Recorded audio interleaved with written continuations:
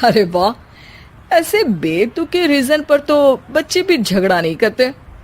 अरे मुझे कुछ मत बोल, सब इसने ही शुरू किया है। हाँ हाँ, जैसे आप तो बहुत दूध की धूली है ना। अरे बस, दोनों चुप। प्राची जाओ, खाने की तैयारी करो। और माँ तुम छोड़ो, तुम्हें क्या बोलूं, शांति से अपना सीरियल देखो।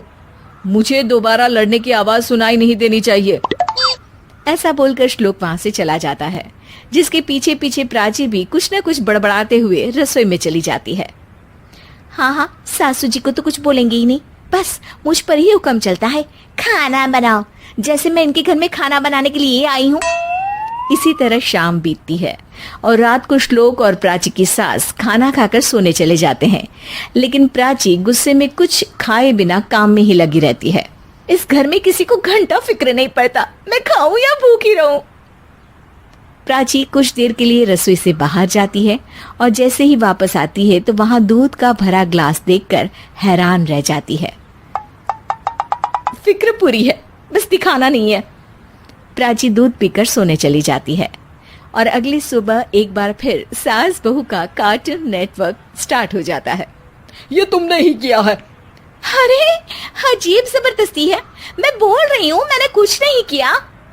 दोनों ने मिलकर पूरे घर को पागल खाना बनाया हुआ है। यहाँ कोई नॉर्मल इंसान तो रह ही नहीं सकता, इसीलिए अब पड़ोसी क्या रिश्तेदार भी घर आने से कतराते हैं। और सुन बेटे, तू भी चंगा, तेरी माँ भी चंगी, तेरी बीवी भी चंगी, रिश्तेदार। हाँ जी, आपको नहीं पता क्या, गंगाधर ही शक्तिमान है, रिश्तेदार ही। हाँ हाँ, बस समझ गया। कभी जानवरों जैसे लड़ेंगी तो कभी जुगलबंदी करेंगी। भाई मैं आप दोनों के बीच में नहीं फंसना चाहता। सास बहू की इस मन मौजी जोड़ी से परेशान होकर श्लोक अपना सिर खुजलाता वहां से चला जाता है। चलो अब मैं भी कीर्तन में जा रही हूँ।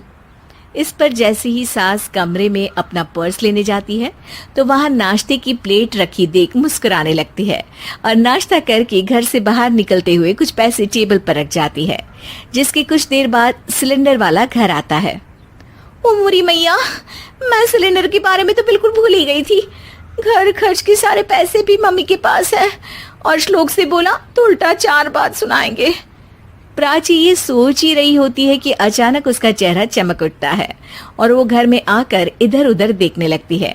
तभी उसकी नजर टेबल पर रखे पैसों पर पड़ती है, जिन्हें वो सिलेंडर वाले को दे देती है। ये सब श्लोक देख लेता है। अच्छा बेटे, इतना बड़ा घोटाला, सबके सामने मैं तेरी दुश्मन और पीठ पीछे तेरी मेरी यारी। इस पर श्लोक एक प्लान बनाता है और शाम को सब एक साथ बैठे होने पर बोलने लगता है। माँ, तुम दोनों की बहुत लड़ाई होती है, इसलिए मैं सोच रहा हूँ कि प्राची को उसके घर छोड़ाऊं। इससे वो भी खुश रहेगी और तुम भी। अचानक श्लोक की ये बात सुनकर सास बहू शौक से उसकी तरफ देखती है। अरे ऐसे कैसे घर छोड़ाओगे, मुझे कहीं नहीं जाना। अरे तुमने बोला नहीं पर मैंने सुन लिया, तुम्हें मम्मी के साथ रहना अच्छा नहीं लगता, मुझे पता है। अरे वो, अरे जब बहू खुद कुछ काम बोले तो वो तुझे सुनता नहीं, और अब जो इसने बोला ही नहीं वो तू समझ गया। जब उसे नहीं जाना तो फिर जबरदस्ती क्यों कर रहा है? अच्छा, फिर आपको मौसी के घर छोड़ाता हूँ। बस अब आप दोनों एक घर में एक छत के नीचे नहीं रह सकती। मैं इस टॉम एंड जेरी की जोड़ी को और नहीं झेल सकता। है? ऐसे कैसे नहीं रह सकते? तुम्हें इतनी दिक्कत है तो तुम्हारा बोरिया बिस्तर पैक कर देती हूँ, लेकिन मम्मी जी कहीं नहीं जाएंगी। बिल्कुल यही सुनना था मुझे। अगर दोनों में इतना ही प्यार है फिर हर वक्त ये लड़ाई का नाटक क्यों करती हो? देखा मैंने कैसे माँ किचन में दूध रखती है और तुम उनके लिए कमरे में नाश्ता रखती हो, और कैसे वो पहले ही तुम्हारी दिक्कत समझकर घर में पैसे रखकर बाहर जाती है। अरे भाई, इतना ड्रामा तो डेली सोप में भी नहीं होता जितना तुम दोनों ने इस घर में फैलाया हुआ है। तू हमें टॉम एंड जेरी बोलता है ना, तो याद कर वो दोनों भी एक दूसरे को बाहर वालों की बुरी नजर से बचाने के लिए हमेशा सबके सामने लड़ते थे, लेकिन अकेले में दिक्कत के समय मदद भी तो करते थे। बस हमारा रिश्ता भी कुछ ऐसा ही है। और वैसे भी अगर सास बहू में तू मैं नहीं होती तो दुनिया वालों को कहानियां कैसे मिलेंगी?